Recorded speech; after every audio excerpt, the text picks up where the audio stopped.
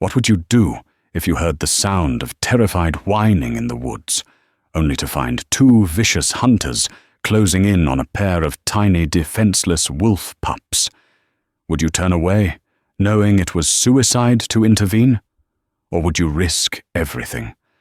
For Ilara, a simple herbalist, the choice was impossible, but she made it. She never imagined that the two lives she saved in the dead of night would belong to a family so powerful, so dangerous, that her single act of kindness would either be her death sentence or her destiny. She rescued two pups from hunters. By morning, the most feared man in the lands, the Alpha King, was at her door to declare his mate. The wind howled through the canyons of Grizzly Ridge, carrying the scent of pine, damp earth, and something metallic: fear. Ilara adjusted the strap of her satchel, filled with the night-blooming moonflower she'd spent hours searching for. At 24, she was a woman of the wilderness, living in a small stone cabin nestled so deep in the woods that the nearby town of Aspen Valley had all but forgotten her. They preferred it that way. They called her Hedge Witch, the Ridge Recluse. Her knowledge of herbs and salves was a shade too effective, making the townsfolk nervous. They bought her remedies in secret, but scorned her in public. Tonight, the forest itself was nervous. A storm was brewing, the clouds swallowing the moon whole. It was in this oppressive darkness that she first heard the voices. They were rough, male, and laced with greed. "Heard what Baron von Hess said. 500 gold sovereigns for the pair," one man growled. Ilara froze, ducking behind a thicket of rhododendrons. She recognized the voice. Marcus, a brute of a man who ran the town's tannery, known for his cruel traps and heavier hand. The other voice, thinner and meaner, belonged to his lackey, Silas. 500, Silas whistled. "For two pups. They must be magic, Marcus, like the legends say." "Magic? Cursed, I don't care," Marcus spat. "I just care about the gold. They're silver-furred," he said, "eyes like jewels, and they're close. I found their tracks by the creek." A cold, sick dread filled Ilara's stomach. She despised the hunters. They killed for sport, not sustenance, leaving behind a trail of waste and suffering. And now, they were after pups. A third sound split the air, silencing the men. It was a high-pitched yip, a sound of pure terror, followed by a desperate, tiny howl. It was answered by another, equally frightened. "There!" Marcus bellowed. "This way! Light the lanterns!" Ilara didn't think. She moved. Her connection to this forest was deeper than blood. She was its protector, just as it was hers. She abandoned her moonflowers, her feet flying silently over the mossy ground, following the sounds of crashing brush and whimpering. She ran for nearly a mile, her lungs burning, until she broke through to a small clearing, ending in a sheer rock face. It was a box canyon, a dead end. Trapped. There, huddled against the stone, were two of the most beautiful creatures Ilara had ever seen. They were tiny wolf pups, no more than a few weeks old.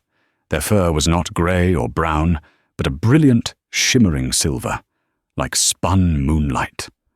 One had eyes of the deepest sapphire blue, the other a vibrant, shocking green. They were trembling violently, their small bodies pressed together. The hunters, Marcus and Silas, stood at the clearing's entrance, their lanterns held high, casting monstrous shadows. They were carrying heavy, spiked cages. "Look at 'em," Silas sneered, pulling a thick, weighted net from his pack. "Like little ghosts. The Baron will be pleased." "Shut up and grab the net," Marcus ordered, advancing. The blue-eyed pup tried to snarl, a pathetic, squeaking sound that broke Ilara's heart. No. The word was a fire in her chest. She looked around, her mind racing. The storm was her only ally. The wind was picking up, rattling the branches above. She saw it. Just above the hunters, a massive, dead branch, a widowmaker, was hanging precariously.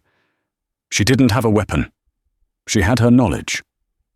From her satchel, Ilara pulled two things, her flint and steel, and a small, dried bundle of dragon's breath, a pungent, irritating herb that produced a choking, acrid smoke when burned. As Marcus took another step, raising the net, Ilara struck the flint. The spark caught the tinder-dry herbs. She didn't hesitate. She threw the burning bundle directly at the base of the tree beneath the widowmaker. The effect was instantaneous. The dragon's breath exploded in a cloud of thick, blinding smoke. A noxious smell that made the eyes water and the lungs seize. "What in the hells?" Silas screamed, dropping his lantern and clawing at his throat. "It's the witch!" Marcus roared, blinded and coughing. "Ambush!" In their panic, they stumbled backward. Marcus slammed his shoulder against the trunk of the tree, the one Ilara had been watching.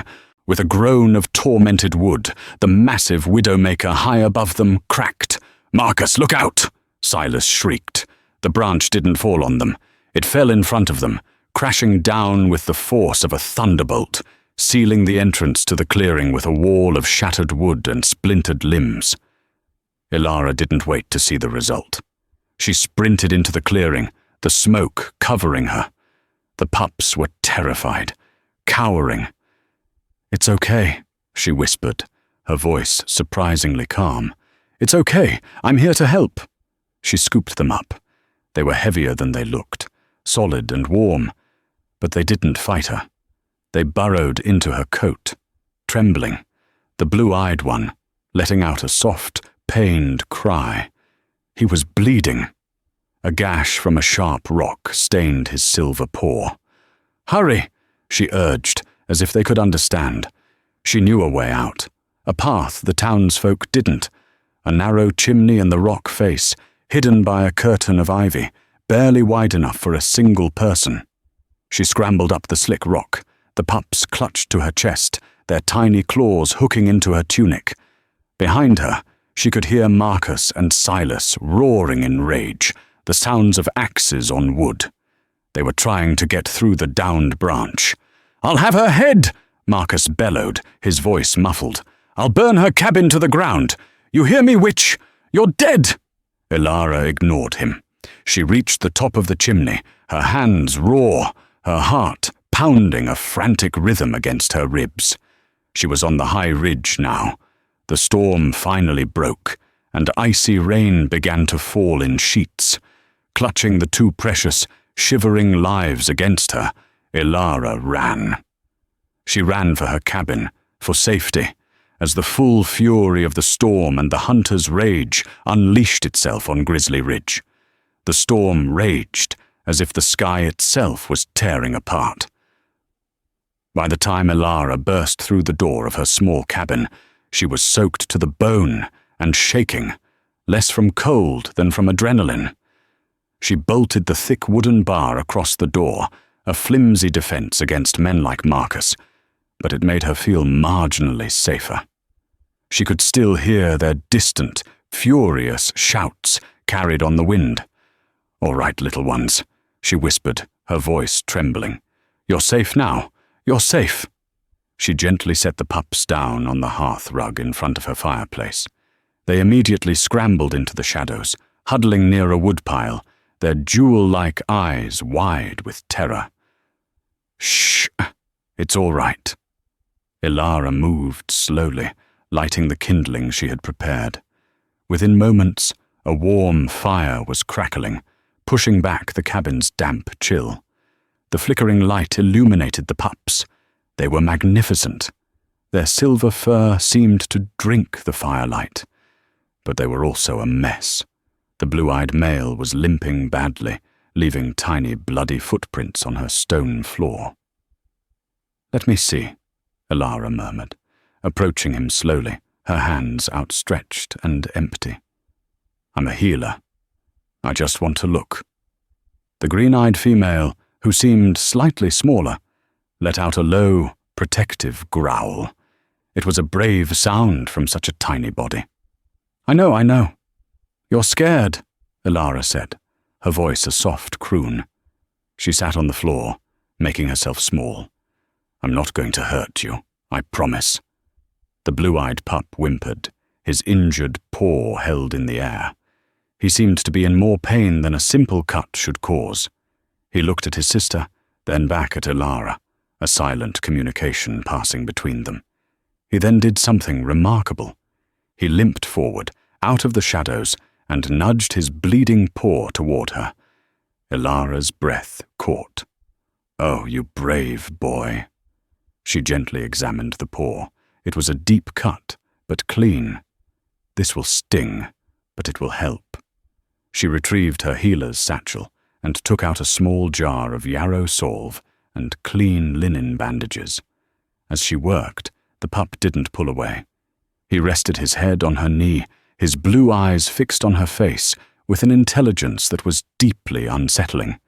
His sister crept closer, watching Elara's every move. Once he was bandaged, Elara sat back. There. Good as new. The pups still hadn't made a sound other than their initial whimpers. They just watched. You must be hungry, she said, rising. I have some dried venison, or maybe some broth. She offered a strip of jerky. Both pups sniffed it and recoiled, turning their noses up. That was odd. She then ladled some warm, leftover vegetable broth into a shallow bowl. They lapped at it eagerly. Wolves? Drinking broth? The night wore on. The storm was relentless.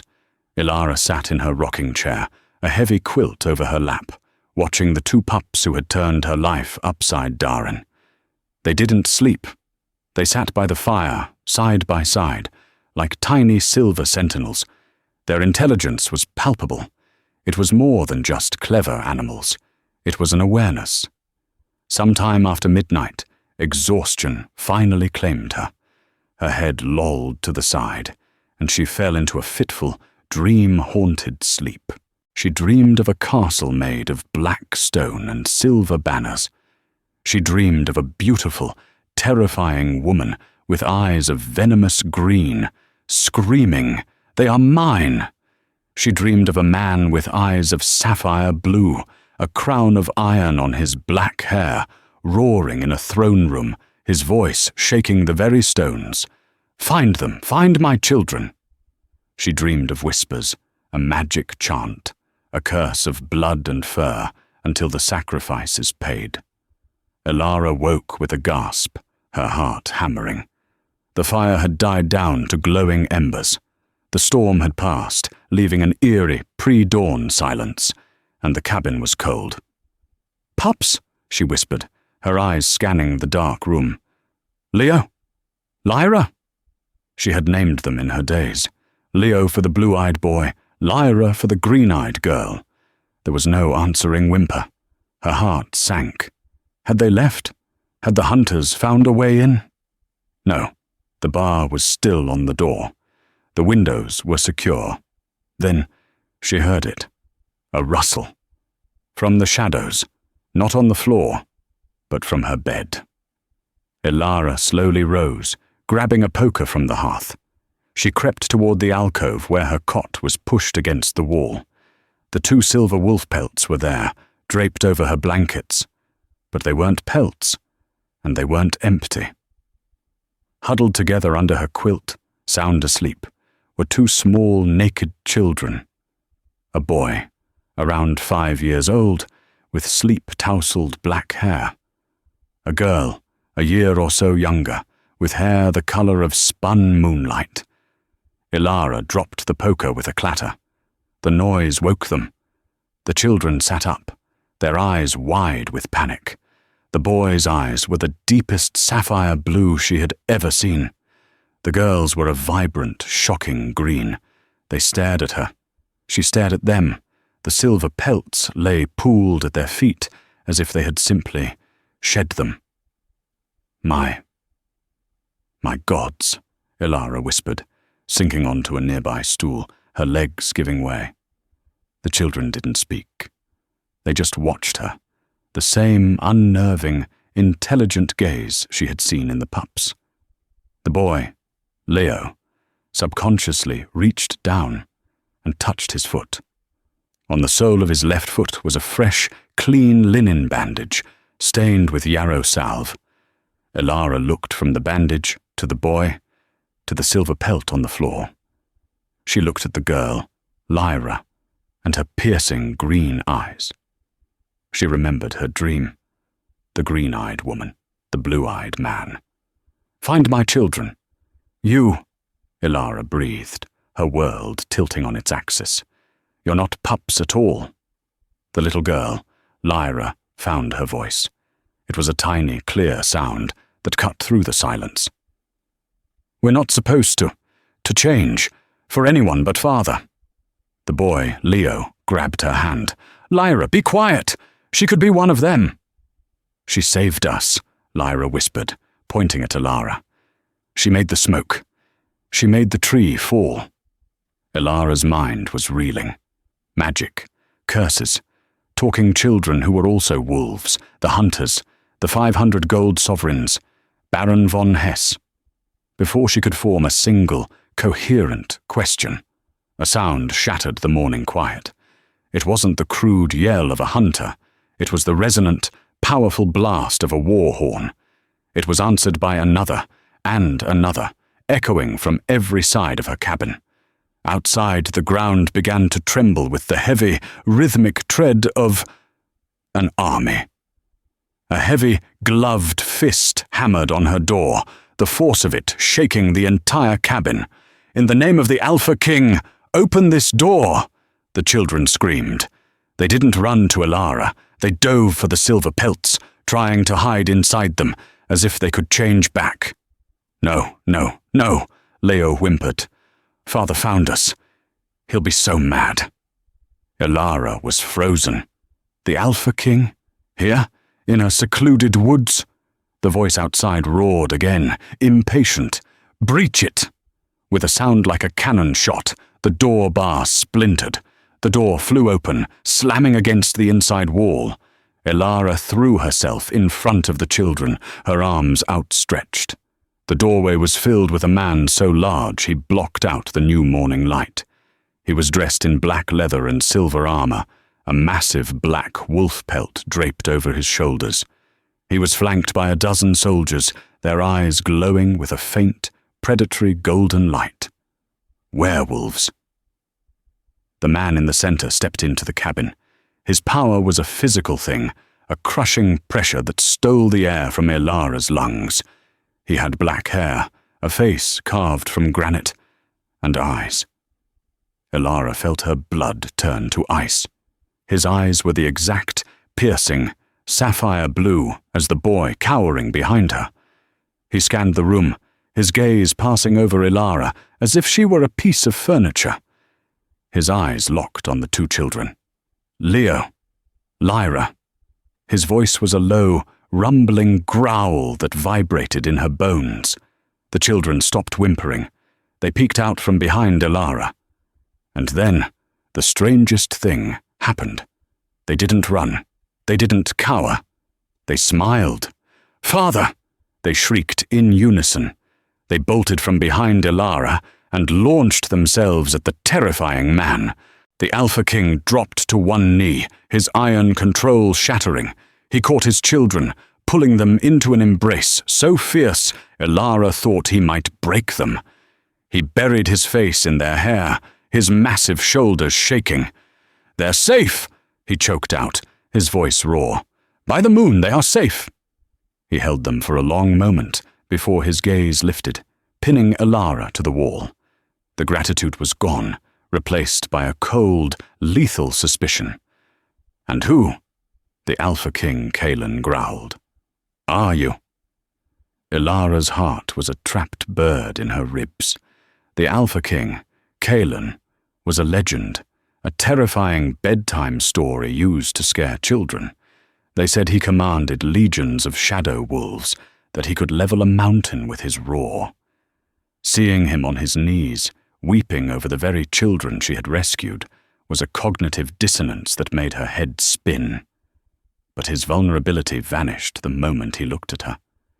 His blue eyes, so warm when looking at his children, turned to chips of ice. I am Elara," she stammered, pulling her quilt tighter around her shoulders. She was suddenly, painfully aware of her bare feet and simple nightgown. "I live here. Father, she saved us!"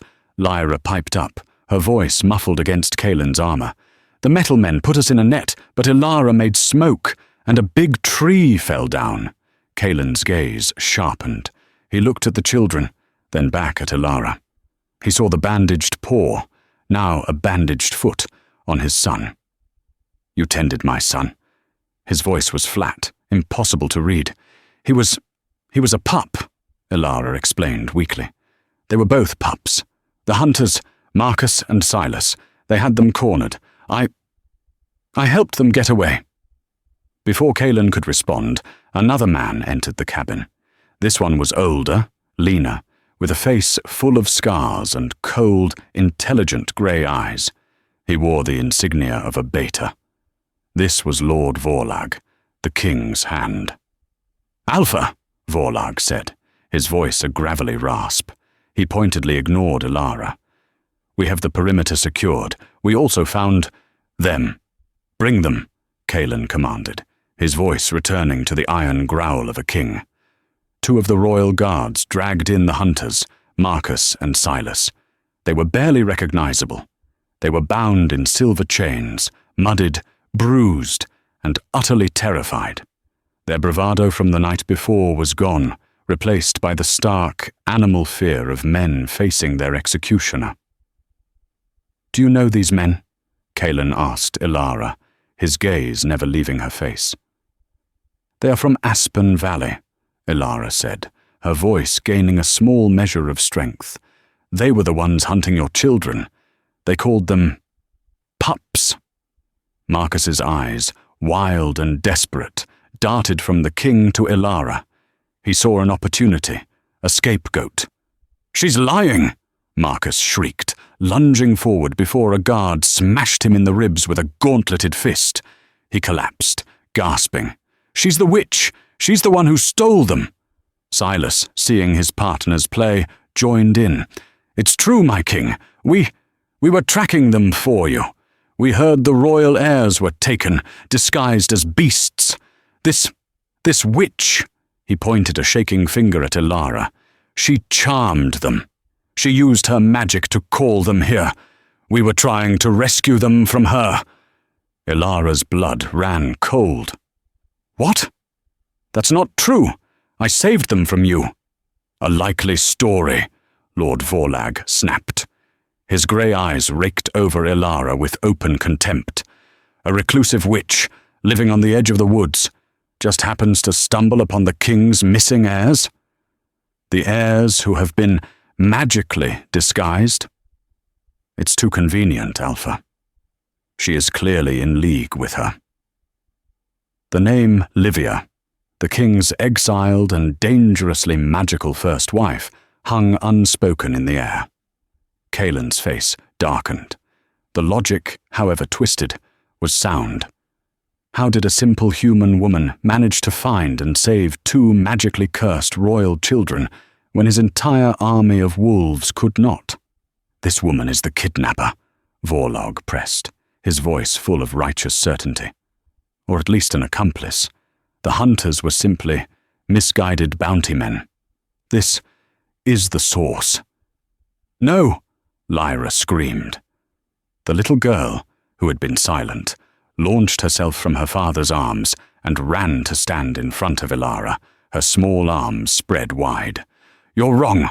Lyra shouted at Lord Vorlag, her green eyes blazing with a power that made the stoic beta take an involuntary step back. "She's good! She smells like the forest. You smell like iron. The metal men hurt Leo. She gave us warm soup and bandaged him. She's not one of them." Leo, braver now, joined his sister. He stood beside her, his small hand gripping Elara's nightgown. He looked up at his father, his blue eyes pleading. "She saved us, father. She's not mother." The king flinched, the use of that word hitting him like a physical blow. The cabin fell into a suffocating silence. It was the word of two terrified mercenary hunters and a suspicious beta, against the word of a reclusive herbalist and two small children. Caelan rose to his full, intimidating height. He looked at Marcus and Silas, his eyes glowing with a faint, golden light. His alpha power flooded the room, making it hard to breathe. "You claim you were rescuing them," Caelan said, his voice dangerously soft. "But you were carrying cages, and you planned to sell them to a Baron von Hesse for 500 sovereigns. The color drained from Marcus's and Silas's faces. They hadn't realized Ilara had overheard that part. Marcus stammered. You, Caelan growled, are liars and poachers, and you hunted my blood. Guards, take them to Moonfang Keep. Put them in the deepest cell. I will enjoy questioning them personally." Marcus and Silas screamed, but the guards dragged them out, their cries abruptly cut off. The tension in the cabin didn't ease. It shifted. Caelan now turned his full, undivided, and terrifying attention to Ilara. Lord Vorlag was seething. "Alpha, you cannot possibly believe. The woman is still a human, an unknown. She is a risk. She is a witness," Caelan corrected him, his voice sharp. "And she is the savior of my heirs, whether she intended to be or not." He knelt in front of Ilara, forcing her to meet his gaze. His proximity was overwhelming. He was all power and pine and cold mountain air. He examined her, not as a man looking at a woman, but as a predator assessing an unknown quantity. His wolf, the massive beast of the Alpha, was pacing just under his skin, searching for something. He was sniffing the air around her, searching for the fated scent, the zing of the mate bond that all werewolves are promised. He found nothing, just the clean scent of soap, herbs, and the lingering ozone of fear. This was a complication.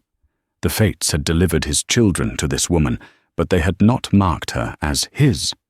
The ancient prophecies spoke of the one who finds the lost, but they also implied a fated union. He felt a deep, primal and powerful instinct rising. It wasn't the romantic pull of a mate. It was something far more raw. It was the possessive, territorial instinct of a wolf toward someone who had protected his cubs. "You," he declared, his voice a low rumble, "are now under my protection and my scrutiny." "Protection?" Ilara found her voice, and it was laced with indignation. "It sounds more like an arrest." A faint glimmer of something sparked in his blue eyes. Amusement? Respect? "Lord Vorlag, have your men pack her essentials. She's coming with us to Moonfang Keep." "No!" Ilara cried, scrambling to her feet. "This is my home. You can't just—" "I can," Caelan said, his voice absolute, leaving no room for argument. "You saved my children from mercenaries, but you have no idea what you really saved them from. You have stepped into a war you cannot comprehend, Ilara of Grizzly Ridge, and the enemy you made last night is my exiled wife, the sorceress Livia, and she will stop at nothing to get her children back, which means she will stop at nothing to destroy you." He scooped up Lyra, who went to him willingly. Leo grabbed his hand. "You are no longer safe in this cabin," the Alpha King stated. "You are no longer safe, anywhere but by my side." He turned and strode out of the cabin, his children in his arms, leaving Ilara surrounded by werewolf soldiers who had already begun, with military efficiency, to pack her meager belongings. She was a prisoner, taken by a king for a crime she didn't commit. The crime of kindness. Moonfang Keep was not a castle. It was a fortress. It didn't soar, it brooded. Carved from the black heart of a mountain, it loomed over a vast, strategic valley, its silver-veined towers scraping the clouds. It was a place of power, of ancient magic, and, Elara quickly learned, of suffocating suspicion. She was given chambers in the healer's wing, a title that sounded respectful, but felt like a quarantine. The rooms were opulent, with a soft bed, a roaring fireplace, and a balcony overlooking a 1,000-foot drop. The door, however, locked from the outside. A kind, older wolf woman named Seraphina was assigned to her. She brought Elara food, clothing, and, most importantly, information. "The king is grateful," Seraphina said, her hands deftly brushing Elara's hair, which was still wild from her journey. "But he is also embattled." "He thinks I'm a spy," Elara said flatly, staring at her reflection in the silver mirror. They had given her a gown of deep forest green, far finer than anything she had ever owned. It felt like a costume. "He thinks you are a puzzle," Seraphina corrected gently, "and our alpha does not like puzzles he cannot solve, especially not now." It was from Seraphina that Elara learned the whole tragic truth. Kaelin had been mated, young, to Livia. Livia was not a werewolf. She was a human from an ancient line of powerful, unstable sorceresses. Their union was meant to bridge the two worlds. Instead, it tore them apart. Livia was brilliant, passionate, and consumed by jealousy. She envied Kaelin's wolf, the primal, powerful other half of him, that she could never touch or control. When the children were born, her instability grew. She saw them as his, not hers. She saw their burgeoning wolf magic as a betrayal. One night, Seraphina whispered, her eyes dark, she tried a ritual, to purify them, to burn the wolf from their blood and replace it with her own magic. The king found her. The battle. It nearly destroyed the keep. Livia's magic, twisted in her rage, backfired. She didn't destroy their wolf half. She corrupted it. She cursed her own children. By the dark of the moon, or when in states of great fear or pain, they would not shift into the strong, bipedal wolf warrior form of their father. They would shift into small, helpless, mortal wolf pups, vulnerable to any predator. She was exiled, Seraphina concluded, tying a ribbon in Elara's hair. Kaelin has spent 5 years hunting for a cure. Livia has spent 5 years hunting for her children, believing they are her key to ultimate power. "The hunters," Elara breathed, horrified. "Mercenaries, hired by your Baron von Hesse, who is one of Livia's lieutenants. They were not to bring the children back. They were to bring the pups. Livia wanted them in their most vulnerable state. Your interference, it was an act of fate, child. But the question everyone is asking is, whose side is fate on?" This question defined Elara's existence at the keep. The pack members treated her with a cold, suspicious courtesy. They were wolves, and she was, at best, a stray sheep. At worst, a viper. The only bright spots were Leo and Lyra. The children, now free from the immediate threat, adored her. They would escape their royal tutors and guards and find their way to her chambers, begging for forest stories. "Lord Vorlag says you're a human and unimportant," Lyra announced one afternoon, crawling into Elara's lap. "I told him he was a grumpy badger, and his face was made of sour apples." Elara stifled a laugh. "You shouldn't say such things to the king's beta, little one." "But he's wrong," Leo insisted, more serious than his sister. He was practicing, badly, how to braid herbs, mimicking what Elara was doing. You're our Elara." Their affection was a balm, but it was also a target. The true threat was not Lord Vorlag. It was his sister, the Lady Delia. Delia was everything Elara was not. She was tall, statuesque, with hair the color of blood oranges and eyes of cold amber. She was a full-blooded alpha female from a powerful allied pack, and it was an open secret that Lord Vorlag was aggressively pushing for a marriage alliance between his sister and the king. "The pack needs a queen," Vorlag had said at a council meeting Ilara was forced to attend. "A true alpha female who can protect the heirs and bear more, not a human pet."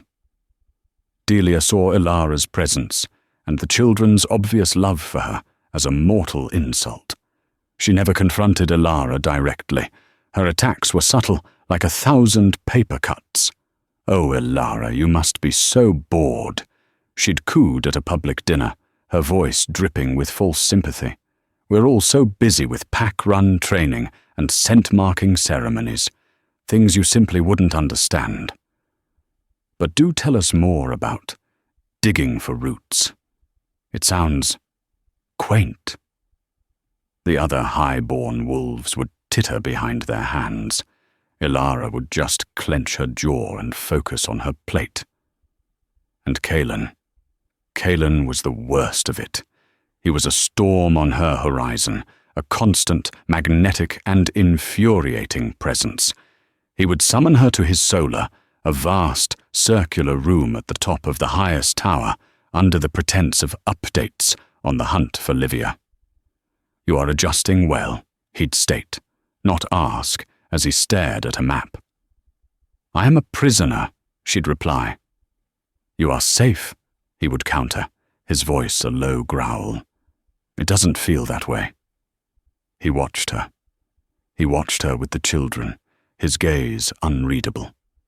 He watched her in the dining hall, his eyes tracking her every move.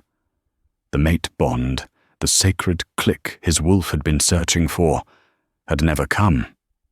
And this infuriated him. His wolf screamed at him that this woman was his. She had protected his blood. She belonged to the pack. She belonged to him. But the magic of the fates remained silent. There was no bond. This created a schism in his mind. His wolf half wanted to claim her, to drag her to his den and mark her as his. His king half, his man half, was bound by law and tradition. He could not force a mate bond that wasn't there. And his pack, led by Vorlag, was clamoring for him to do his duty, to marry Delia and secure the line. "She's a distraction," Vorlag warned him in private. "A charming, human distraction. But she cannot be your queen." Kalen, for the first time in his life, was torn. He was drawn to Ilara's quiet strength, her resilience, her defiant spirit. He was intrigued, but he was also a king. He made a decision, a political one, the one his pack demanded. He would host the Blood Moon Ball, a formal gathering of all allied packs, and at that ball he would announce his betrothal to Lady Delia. He told himself it was the only logical choice. He told himself it was for the good of the pack. He told himself it would finally silence the part of his soul that screamed at him every time he looked at Ilara, that he was making the biggest mistake of his life. The news of the king's imminent betrothal to Lady Delia swept through Moonfang Keep like a wildfire. The fortress, once grim and martial, was transformed. Banners of silver and crimson were hung. The great hall was filled with the scent of polished wood and imported flowers. Packs from across the Northern Territory arrived, their alphas and highborn members eager for the celebration. For Ilara, it was a special kind in torment. Delia was in her element, preening like a queen in waiting. Her cruelty, once subtle, was now blatant. She had assigned Ilara to the kitchens to help the human servants. It was a petty, public humiliation. "We must all do our part, mustn't we?" Delia had said with a dazzling, false smile in front of several visiting ladies. "And you're so good with herbs. I'm sure the kitchen master will find your talents useful." Ilara found herself scrubbing pots, her knuckles raw, her heart a cold, heavy stone in her chest. She had saved the king's children, and this was her reward. Seraphina found her there, late in the afternoon of the ball. "This is an outrage," the older woman fumed, her wolf eyes flashing. "You are the savior of the heirs. You should be on the high table." "I'm just a human, Seraphina," Ilara said, her voice dull. "A pet, remember?" "No," Seraphina said, grabbing the scrub brush from Ilara's hand. "You are Ilara of Grizzly Ridge, and you will not hide. You will not let that flame-haired harpy win." Seraphina dragged her back to her chambers, where a dress was laid out. It was not a grand gown, but a simple, elegant dress of deep blue velvet, the color of a mountain lake at twilight. "It was my mother's," Seraphina said. "You will go. You will hold your head high. You will show them that, human or not, you have more dignity in your little finger than Delia has in her entire, entitled body." When Ilara entered the great hall, she did not go unnoticed. The music, a lively string and flute melody, faltered for a moment. She wasn't dressed as a servant. She wasn't dressed as a noble. She was just Ilara. And in the hall filled with flamboyant, fur-trimmed finery, her simple, quiet elegance was a statement. Kaelin saw her.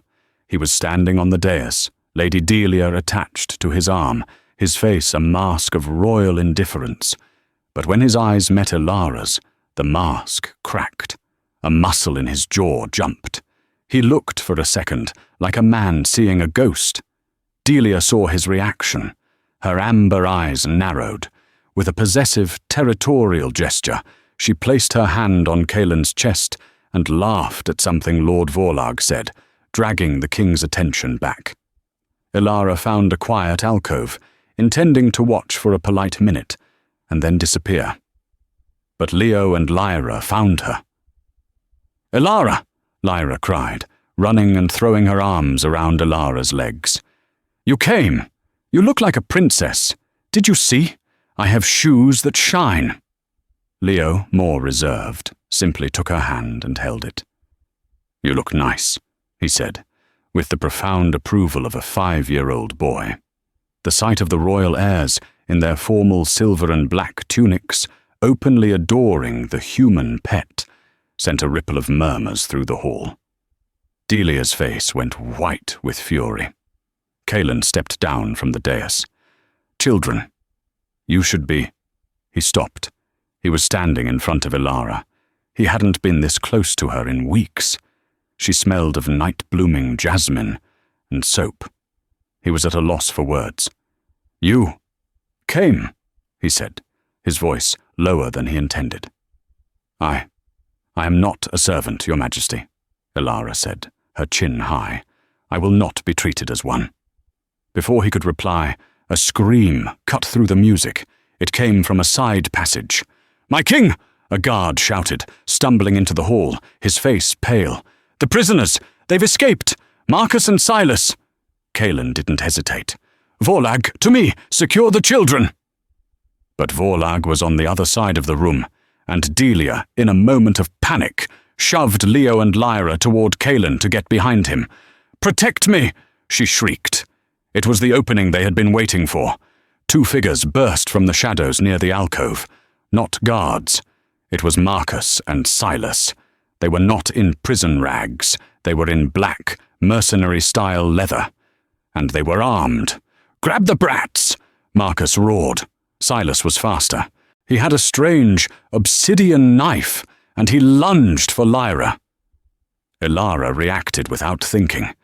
She shoved Leo behind her, grabbed a heavy, silver-plated drinking goblet from a nearby table, and threw it with all her strength at Silas's head. It struck him square in the temple. He howled, staggering back. "Witch!" Marcus bellowed. He drew his own blade and moved on Leo, but Kaelin was there. He moved faster than any human, a blur of black and silver. His hand caught Marcus's wrist, and the sound of bones shattering echoed in the suddenly silent hall. "It's a trap!" Vorlag yelled, drawing his own sword. Look!" More figures were pouring into the hall. Mercenaries, Livia's men. They had been disguised as servants. A full-blown attack. Chaos erupted. The visiting wolves shifted, half in, half out of their beast forms, roars mixing with screams. Calen was a whirlwind of destruction, defending his children. But Silas? Silas had recovered. He wasn't a warrior, he was a weasel, and he had a new target. He saw Lyra huddling behind Ilara. He saw Calen, occupied with 2 other mercenaries. He saw her. Livia had given them new orders. "If you cannot get the children, kill the human. The one he watches. She is the key." Silas charged, not at the children, but at Ilara. "This is for my pride, witch!" he screamed, his eyes wild, the obsidian knife held high. There was no time to run. Calen saw it. "Ilara, no!" he roared. Ilara threw her arm up, a pathetic defense. Lyra screamed. A black and silver streak hit Silas from the side. It was not Calen. It was Lord Vorlag. The king's beta, his face a mask of grim duty, ran Silas through with his broadsword. "Not on my watch," Vorlag grunted as Silas collapsed. But the knife had found a mark. Ilara gasped, looking down. The obsidian blade was not in her. It was buried deep in Lord Vorlag's side. He had intercepted the blow meant for her. "Lord Vorlag," Ilara cried, catching him as he slumped. "Foolish. Human," he gasped, his blood, hot and black, pouring over her hands. He hesitated. "The king, he hesitated. For you." Vorlag's eyes rolled back, and he went limp. The battle stopped. The remaining mercenaries, seeing their leaders dead, were quickly subdued. The hall was a wreck, and in the center of it, Ilara was on her knees, cradling the body of the king's beta, her blue dress stained dark with his blood. Calen strode toward her, his face thunderous. The children ran to him, weeping. Delia, seeing her brother, her supporter, dead on the floor at Ilara's feet, let out a piercing shriek of pure, unadulterated hatred. "You!" she screamed, pointing a shaking finger at Ilara. "This is your fault. You did this. You killed him. You're the spy. You're Livia's spy. You let them in." It was a brilliant, desperate accusation. And in the chaos, it was believable. Why else would Livia's men target her? Why else would her brother die protecting the human, unless he'd discovered her treachery? The entire court, the entire alliance of alphas, turned to stare at the blood-soaked human woman. "Ilara."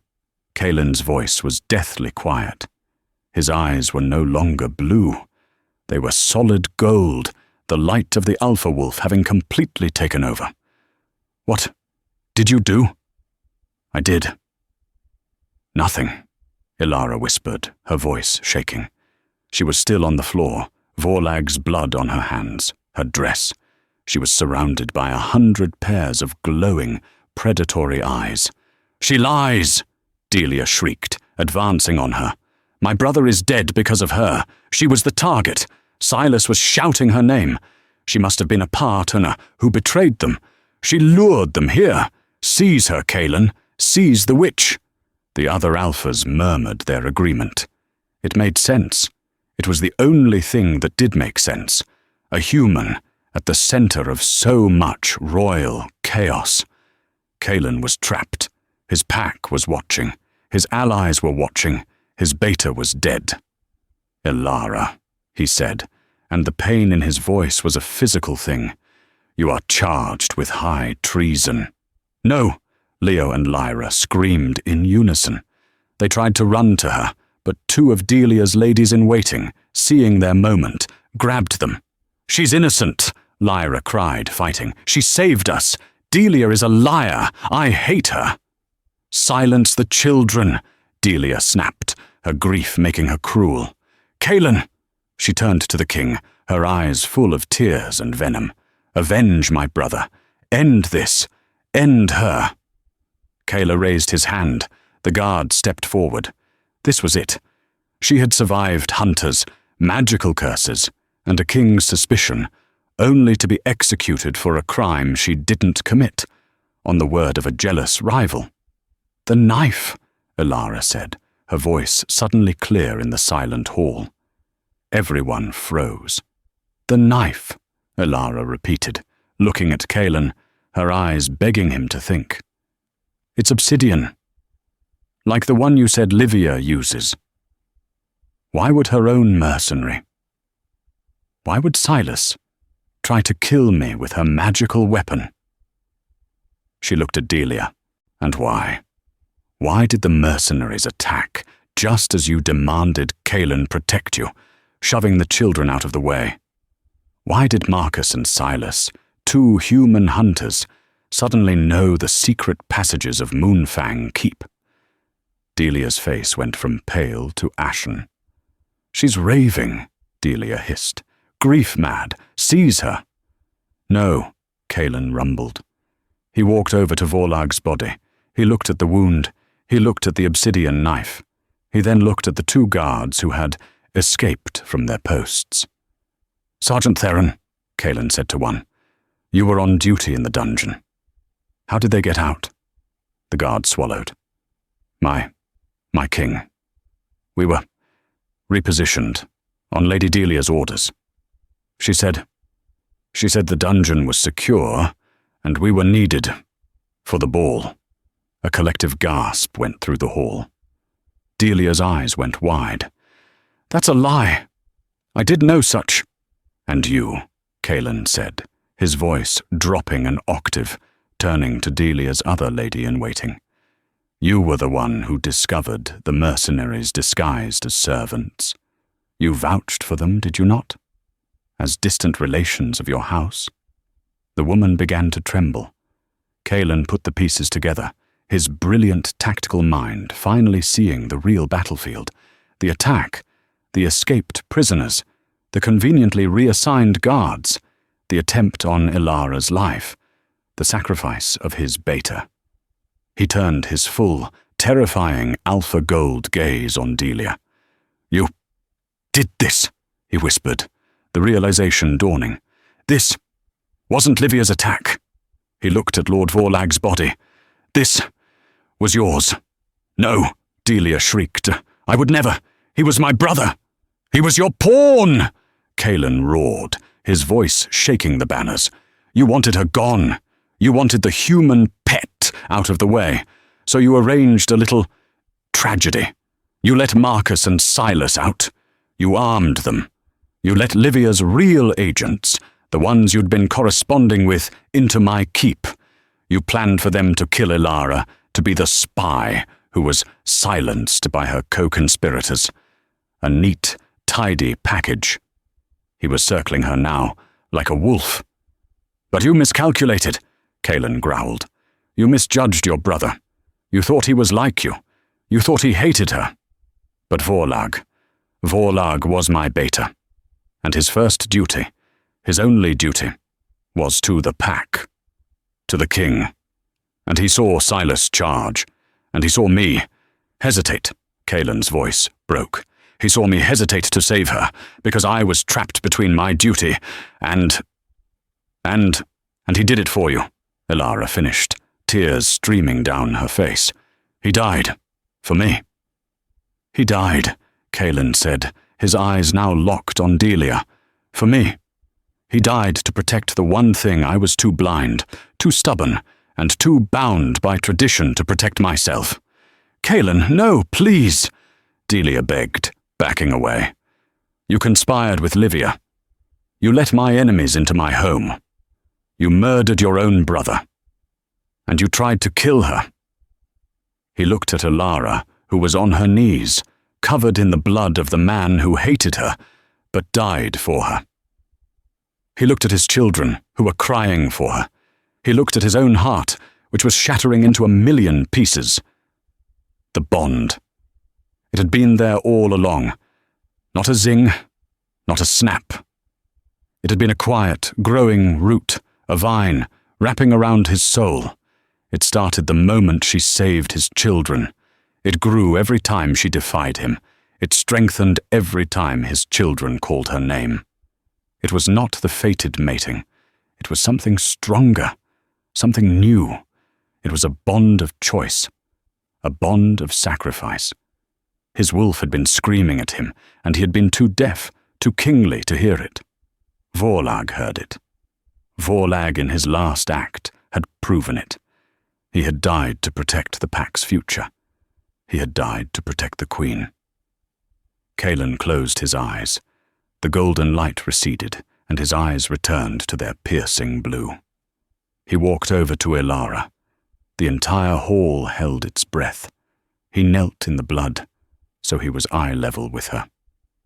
"Elara of Grizzly Ridge," he said, his voice raw, shaking, but clear as a bell. He took her blood-stained hand and pressed it to his lips. Then he pressed it to his heart. You are the one. You have always been the one." And as his skin touched hers, with intent, with choice, with the full weight of his alpha soul behind it, the bond slammed into place. It was not a snap. It was a supernova. A wave of pure golden energy erupted from them, knocking everyone in the hall back a step. It was warm and wild and smelled of the forest and of the moon. Kaelin gasped, a true, shaking breath. Elara felt it, a connection so profound, so deep it felt like she was finally breathing after a lifetime of holding her breath. She wasn't just with him. She was him, and he was her. "My gods!" one of the visiting alphas whispered, shielding his eyes.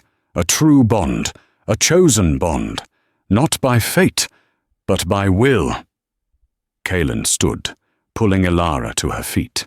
He turned to face the court, his mate's hand held tightly in his. Delia was on the floor, weeping in terror and defeat. "Guards!" Kaelin commanded, his voice now imbued with a new, terrifying and complete power. "Seize Lady Delia.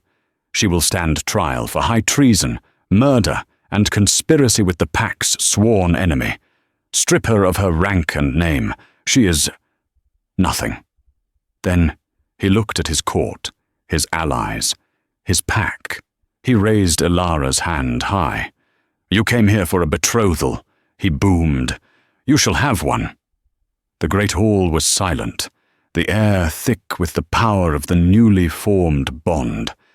It shimmered around Kaelin and Elara, a visible, golden aura. Kaelin looked at the blood-stained woman beside him, his heart overflowing. He had been blind, but now he saw. He turned to his stunned court, his voice ringing with power. "For generations, we have waited for the fates to give us our mates. We were wrong," he boomed. "Fate guides us to a choice. It tested my Pack, and it was this human, Elara of Grizzly Ridge, who proved worthy." He raised their joined hands. "She rescued 2 wolf pups from hunters. She faced my suspicion and our scorn. She is not a mate given by fate. She is my true mate, chosen by my will, my soul, and proven by the blood shed this night." He pulled her to his side, his arm circling her waist. "She is your queen." As the entire court, from the highest alpha to the lowest guard, knelt in acceptance, a final miracle unfolded. Leo and Lyra broke free from their attendants, running past their father. They didn't stop until they crashed into Elara. "Mother!" Lyra cried, burying her face in Elara's dress. As Elara's arms wrapped around them, a silver light flared. The last dark tendril of Livia's curse snapped, burned away by the magic of a chosen family. The children were, at last, whole. Kaelin watched, tears tracking down his face. Elara was not just his mate.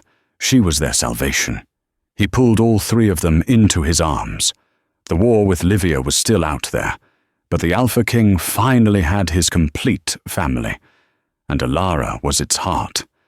And so, Elara's single act of courage, saving 2 small pups from a terrible fate, unraveled a dark curse, exposed a deadly plot, and forged a bond more powerful than any ancient magic. She proved that a true queen isn't born to power. She earns it, through strength, through sacrifice, and through a heart that refuses to back down, even when faced with the teeth of the entire world. The Alpha King may rule the pack, but the herbalist from Grizzly Ridge, she rules his heart. Thank you so much for listening to this story.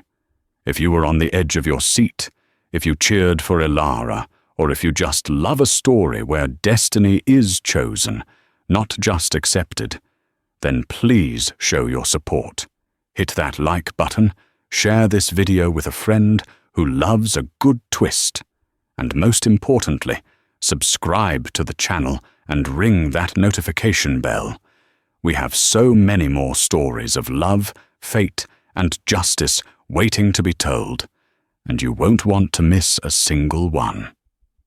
Thank you again for being here. We'll see you in the next story.